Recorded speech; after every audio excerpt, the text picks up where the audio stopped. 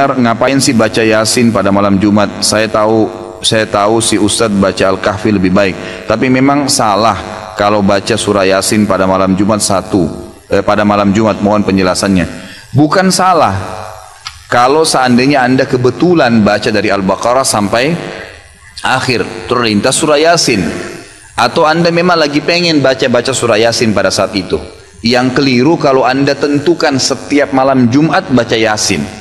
Penentuan sebuah ibadah di waktu tertentu itu butuh dalil, butuh penuntun, gitu kan, penuntun. Kalau Al-Kahfi jelas ada perintahnya, Kalau ini tidak ada perintahnya, tidak ada hadis yang khusus menjelaskan baca Yasin di malam Jumat. Nah, kalau kita kebetulan mau pengen baca surah Yasin, umum saja gitu, bukan karena ditentukan malam Jumatnya, maka dibaca silahkan. Tapi kalau dihubungkan dengan waktu malam Jumat gitu kan, apalagi dengan tempat tertentu, ini butuh dalil penjelasan, butuh dalil untuk menjelaskan. Jadi sebenarnya tujuannya ikhwas sekalian bukan menyoroti surah Yasinnya, jangan salah faham masalah ini. Tapi saya hanya ingin mengajak kita semua ini kembali kepada kemurnian ajaran Nabi Muhammad SAW. Apa yang beliau tuntun kerjain, yang tidak ada tuntunannya jangan ditambah. Sedangkan yang sudah ada sudah banyak sekali gitu kan. Kalau kita hanya pilih Yasin daripada surah Al-Kahfi, berarti kita meninggalkan yang lebih pantas gitu kan. Semestinya begitu. Jadi memilihnya di waktu malam Jumat ini butuh dalil yang menjelaskan. Hari Jumat itu baca surat apa saja baik.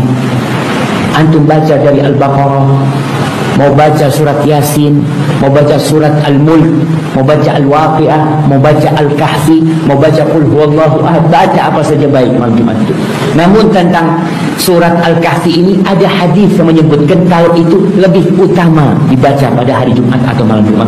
Juga ada hadis-hadis tentang membaca surat Yasin yang dibaca pada hari Jumat. Namun hadis-hadisnya didhaifkan oleh para ulama. Memang kalau berbicara Ustaz, kan ada ulama yang membolehkan beramal dengan hadis dhaif selama dhaifnya tidak terlalu parah Ustaz dalam fadailul amal. Iya, ada yang berpendapat seperti itu. Tapi kalau ada yang sahih, maka hendaklah kita lebih kepada yang sahih. Ustaz, tolong menjelaskan mengapa surat Yasin diyakini oleh sebagian besar masyarakat Indonesia. Surat Yasin datang hadisnya banyak, tapi hadisnya semuanya apa? Dhaif. Ya, sebagian ulama memandang hadis dhaif dalam fadailul amal ringan, kita tidak perlu kenceng-kencengan ya. Silakan. Tapi kalau kita bagi kita dhaif, maka kita tidak mengkhususkan surat Yasin karena hadis-hadisnya dhaif. Maksud saya kita kasih uzur karena mereka datang hadis-hadis tapi hadisnya apa? Dhaif. Sehingga mereka memandang ya ini hadisnya dhaif, ini fadhilul amal. Para ulama tidak terlalu kencang dalam masalah fadhilul amal, maka saya ingin baca surat Yasin, saya berharap dapat pahala dari bacaan surat Yasin ya, meskipun hadisnya dhaif. Namun yang benar Imam Ibnu Hajar memberi syarat kalau hadis itu dhaif dalam masalah faidul amal. Pertama syaratnya hadisnya tidak boleh dhaifnya parah, tapi dhaifnya ringan. Yang kedua amalnya ya harus sudah ada, bukan amalnya dibentuk oleh hadis yang dhaif, amalnya sudah ada. Yang ketiga tidak boleh meyakini itu sabda Nabi SAW. Jika terpenuhi tiga syarat ini maka tidak mengapa seorang mengamalkan hadis dhaif dalam fadhilul amal. Di ibu mau yasinan silahkan baca surat Yasin, pahami isinya, lihat fadilahnya, amalkan isinya. Setelah Yasin selesai, naikkan kemudian sebelumnya Fatir sampai ke Al-Baqarah sampai ke Al-Fatihah. Al-Fatihah ada manfaatnya. Ibu tahu di antara fadilah surah Al-Fatihah? Misal bisa menyembuhkan penyakit dengan izin Allah. Dulu orang kena kalajengking, Bu, orang Arab kepala suku. Disengat kalajengking Arab, Bu, nggak main-main. Kena kalajengking Arab, disengat tuh. Ya, cari obat, nggak ada obatnya. Bagaimana kemudian obatnya? Ketemu para sahabat, dikatakan siapa yang bisa menyembuhkan? Kata dia dengan izin Allah. Dibacakan Al-Fatihah, Bu, sekali. Cuman dibacakan Al-Fatihah sekali sembuh. Padahal tidak ada obat yang lain. Begitu dibacakan Al-Fatihah sekali sembuh. Kenapa orang sekarang baca Al-Fatihah ribuan kali nggak sembuh-sembuh? Masalahnya bukan Al-Fatihahnya, karena bacaan dia tidak sama dengan bacaan orang dulu. Orang dulu dipahami isinya, dihayati maknanya, dia baca dengan iman. Jadi kalaupun ibu ingin belajar Yasin, baca kemudian isinya, terjemahannya baca, fadilahnya amalkan isinya. Setelah itu baca surat-surat yang lainnya, maka Allah akan berikan keberkahan di dalamnya. Jelas ya? Adakah membaca Yasin pada malam Jumat itu bid'ah? Seperti yang diamalkan kebanyakan masyarakat di Malaysia. Baca Yasin malam Jumat itu bid'ah. Kenapa bid'ah? Karena tidak pernah dilakukan Nabi. Pernah Nabi baca Yasin malam Jumat? Pernah Nabi baca Yasin malam Jumat? Orang bila dikatakan begitu, Awak dari mana? Dari Masjid Muaz bin Jabal. Ada apa? Baca Yasin. Baca Yasin malam Jumat itu bid'ah lah. Nabi kan tak pernah buat. Apa? Awak kata kami bid'ah? Dia pun marah, tapi dalam hati, iya juga ya. Jangan bid'ah. Pertama, marah. Yang kedua, iya juga. Yang ketiga, dia pula membid'ahkan orang esok hari. Itulah bahayanya bila orang tak tahu dalil. Sekarang saya tanya, baca Yasin malam Jumat itu bid'ah apa tidak? Bid'ah kan? Tapi tak pernah dibuat Nabi. Semua yang tak pernah dibuat Nabi bid'ah. Pernahkah Nabi tunjukkan saya mana dalil Nabi baca Yasin malam Jumat? Pernah tak dibuat Nabi? Tak pernah. Kalau kita bid'ah. Nah, dah banyak yang ragu kan? Sunnah itu ada 3. Yang pertama, qaul, cakap. Yang kedua, fi'il, perbuatan. Yang ketiga, takrir. Nabi diam. Diamnya Nabi setuju, itu juga sunnah. Nah, tentang masalah membaca Yasin, memang perbuatan dia tidak ada. Tak pernah dia mengkhususkan baca Yasin malam Jumat, tak ada. Tapi ucapan dia, nih saya bacakan. Man qara'a Yasin fi lailatin, sesiapa yang membaca surah Yasin pada suatu malam, asbaha maghfuran lah, waktu subuhnya dia sudah diampunkan Allah. Saya ulang sekali lagi. Man qara'a Yasin fi lailatin, siapa yang baca surah Yasin pada suatu malam, asbaha maghfuran lah, subuhnya dia sudah diampunkan Allah. Malam Jumat itu malam apa tidak? Malam. Nabi kan mengatakan siapa yang baca Yasin pada suatu malam. Malam apa? Nabi tak sebut malam apa. Malam Isnin, malam Selasa, malam Rabu, malam Kamis, malam Jumat. Mestinya tiap malam.